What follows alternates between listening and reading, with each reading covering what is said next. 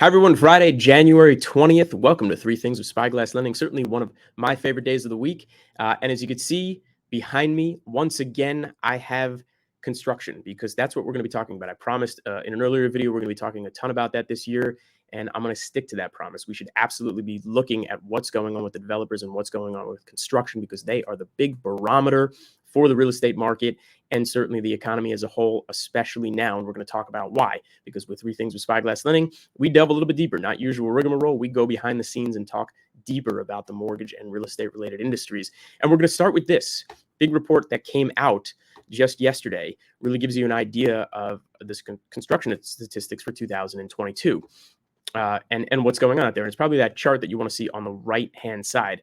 Pretty big drop between 2021 and 2022 for permitting and starts, construction permits that were issued, and ultimately construction starts, projects that were started. Completions, as you can see, actually have been pretty steady for quite some time, even back to 2017. So there are still the completions there, but a pretty sizable jump downward. And it'll be interesting to see through months, month after month, what's happening with those permits, what's happening with those starts. And certainly what's going to happen by the end of the year compared to this year. A lot to unpack here because, and we're going to talk about this at the end of the episode, but I want to kind of mention it here. What are we talking about for developers? Are they going to find enough deals on the front end at the prices that they want to continue to start projects and keep this moving forward? Because as we know, there is still a woeful amount of inventory out there. There should be a tremendous amount of building going on in the single family housing market, especially. There's just not enough inventory out there for people who want to buy, but because the interest rates are so high, because prices have come up so much, can they even buy? We're all trying to find this middle ground, but it's a big reason probably why the bottom has not yet dropped out in the real estate market, because again, there's just not enough inventory. That's the balance. That's probably the glue holding everything together. But it really, again, comes back to the cost of building. Right here, you could see it. How much does it cost to build a house in Los Angeles from House Builder Digest right here? And, I don't know how big this is on your screen, but in Los Angeles, it's one of the top 10 cities in the world to build a house. That's how expensive it is. Not United States, but around the globe. Okay. And you can see in the middle of this page, well, what does that really mean? Hard costs, soft costs. So hard costs, essentially the physical construction, the cost to go vertical on your build. The soft costs are everything that goes into that, the architecture, the engineering, the permitting, everything that you're in the licensing that you're getting before you can go vertical on that. So combine those two and it's still very expensive. Now on the bottom left, you could see, and just for kind of the moderately priced house or really what they're saying is, just any old house is now $200 to $350 per square foot. I have been in Los Angeles since 2000.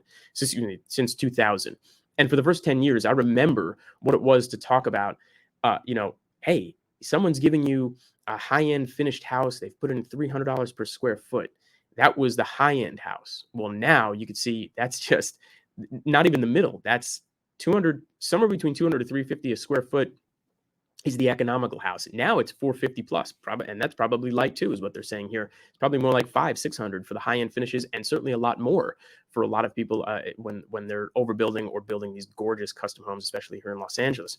But this is what we want to look at, and I really love this chart because this tells the tale of the tape. Has it really gotten that much more expensive because of what's happened, with the bottlenecks around the world?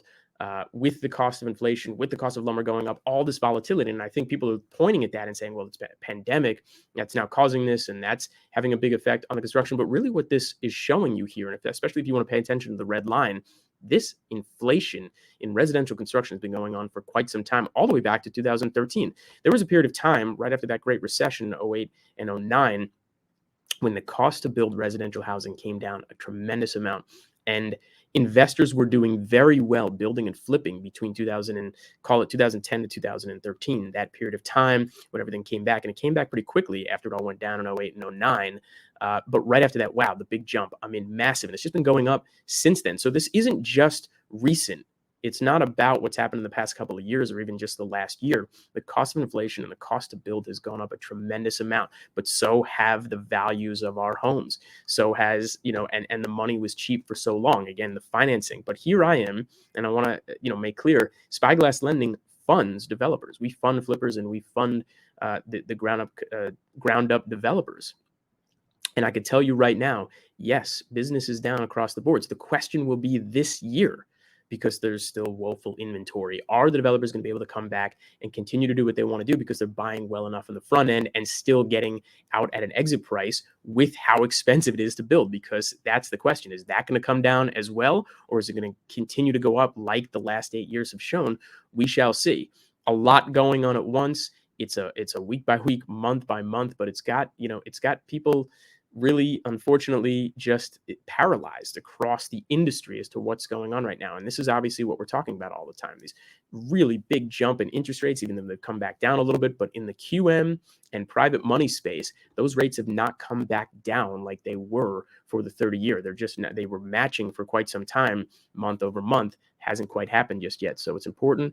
We're paying attention week by week. We'll continue to do these videos. Appreciate you joining us. It's been 3 Things with Spyglass Lending.